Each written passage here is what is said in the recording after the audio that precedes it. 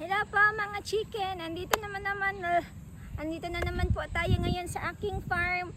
At naubos na po kasi yung mga baboy ko, kaya kasi kinain po sila ng AFP. AFP? ASF yun na. ASF. ASF. Patawarin niyo po ako kasi hindi po kasi ako nakapag-aral.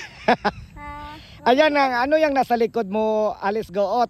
Ay, yung kambing ko po, tsaka yung dyan po ginagawa yung mga binibenta naming pugo. Pugo. Pugo Ay. ng manok.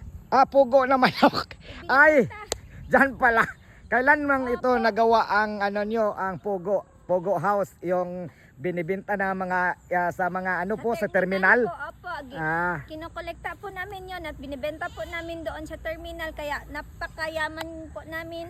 Pasensya Wow. na po dahil yung boses ko ay nagbibinata, nagdadalaga po. Nagdadalaga si Alice Goot. Doon tayo sa likod at interviewin natin ang iyong mga kambing kasi parang meron kang kambing na parang sigbin. Ayan. Napakaganda, napakadako pala at napakalawak ng ano mo, Alice Goot, Opo. ng farm mo.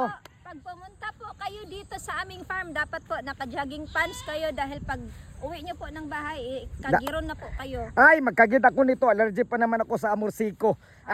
Sige, tingnan natin yung iyong kambing. Dik.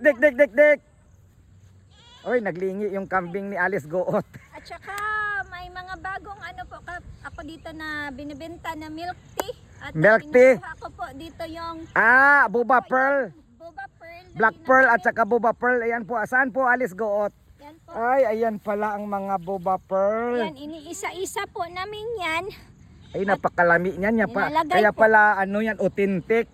Authentic po. Authentic. Authentic. Ang mga mga milk tea ni Alice Goot. Ayan nga. Kumusta naman si Whitey, ang iyong kambing na itim? Ayan po, okay lang po siya. Gumagawa po. Kung may authentic po, may bisong test din.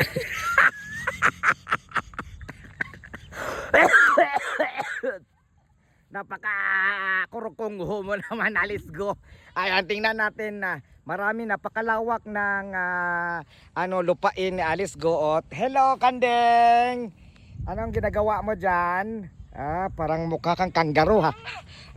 Okay ka lang? Ayan, tingnan natin, napakalawak ng Binibenta din po kami dito ng bisong tip na cake. Ito po yung mga ginagamit namin na para mas masarap po yung mga bisong tip namin na binibenta. Nagdadaot na gini si Alice. Ano ni? Supon cake. Opo. Supon cake. Ay, grabe ang supon cake ni Alice Goot. Alice Goot, magpakasaya ka na bago ka pa. At saka nag-commercial break lang po ako. Galing po ako sa hearing aid. Nakalabas ka pala. Nakakalabas ka pala pagkatapos ng Senate hearing. Naglaglaag ka dito sa ano mo eh. Nagpaano po ako ng hearing aid ko po. Kasi nag-commercial break lang po ako. Kawawa naman si Alice Para Goot. ma-interview po ako ni Buyax. Salamat, Alice Goot. Bye-bye, mga chicken.